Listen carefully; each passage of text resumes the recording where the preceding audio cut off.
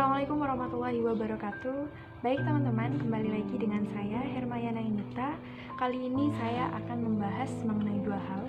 Yang pertama yaitu organisasi dan kuliah.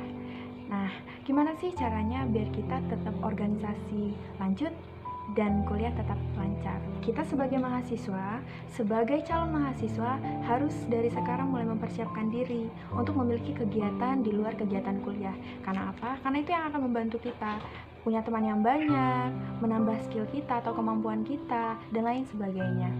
Sebagai mahasiswa, tugas kita tidak hanya datang, diam, duduk, dengarkan lalu pulang, tapi kita juga bisa belajar dari tempat-tempat lain selain di bangku-bangku perkuliahan. Kita bisa ikut UKM atau unit kegiatan mahasiswa, kita bisa ikut organisasi-organisasi lain untuk menambah pengetahuan kita. Nah, baik teman-teman, di sini saya akan membagikan beberapa tips yang menurut saya itu bisa membantu teman-teman untuk tetap aktif di kuliah dan tetap aktif di organisasi. Jadi yang pertama yaitu niat dan tujuan. Nah, niat dan tujuan kita ini harus lurus, harus selaras. Apa sih yang menjadi niat kita untuk kuliah? Apa sih yang menjadi tujuan kita untuk kuliah? Sederhana saja, ketika kita baru lulus SMA, ketika kita ingin kuliah, biasanya tujuan kita sangat sederhana, yaitu kita ingin mendapatkan gelar agar nanti bisa mendapatkan pekerjaan yang lebih baik, pekerjaan yang layak, dan bisa membanggakan kedua orang tua.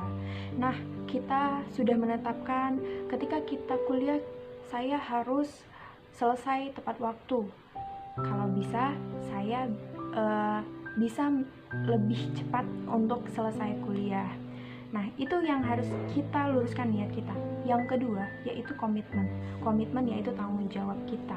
Nah, memang kalau biasanya di awal kita begitu semangat untuk kuliah, tapi menuju semester atas, biasanya kalau saya menuju semester 5, semester 6, itu sudah mulai lemah, sudah mulai merasa malas. Nah, ini yang harus selalu kita jaga, bagaimana komitmen kita untuk menjalankan niat dan tujuan kita dalam kuliah.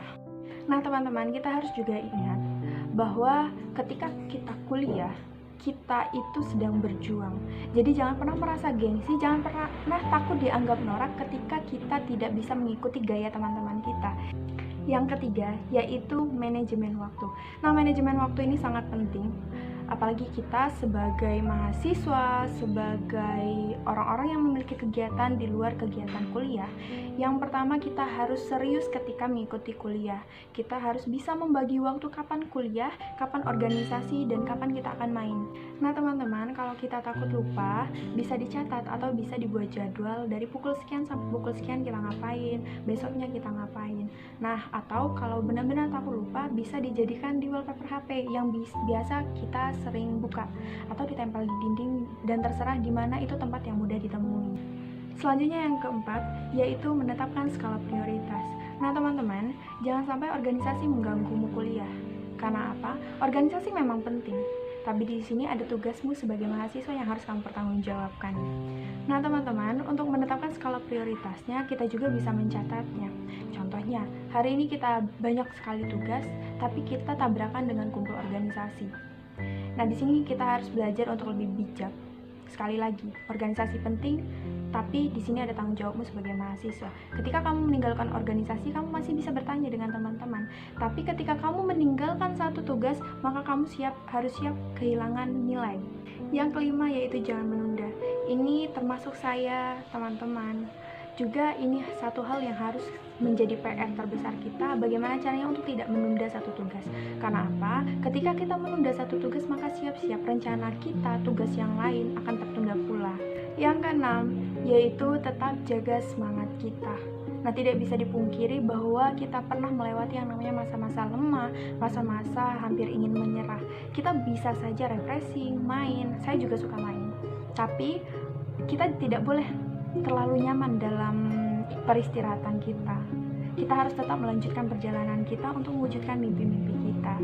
Nah, teman-teman, ketika saya merasa lemah, ada satu hal yang harus saya ingat, yaitu orang tua saya. Orang tua yang selalu menunggu saya, orang tua yang selalu mendoakan diri saya.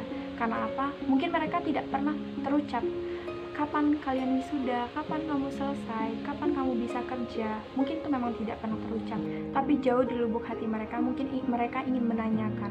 Tapi ketika mereka bertanya, mereka berpikir apakah ini akan melukai anak saya atau tidak. Nah, ini juga harus menjadi PR kita, harus menjadi penyemangat kita. Yang ketujuh yaitu berteman dengan orang-orang yang memiliki semangat yang tinggi. Ini satu hal yang juga yang penting. Lingkungan itu mempengaruhi diri kita. Ketika kita berteman dengan orang-orang yang malas, maka kita akan ikut terlena dengan kemalasan.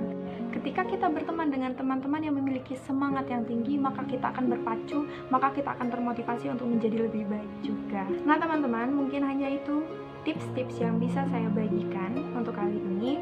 Semoga ada manfaatnya untuk kita semua, semoga menjadi pengingat bagi diri saya juga. Mungkin kalau ada saran atau masukan bisa di kolom komentar. Jangan lupa like, komen, dan subscribe. Assalamualaikum warahmatullahi wabarakatuh.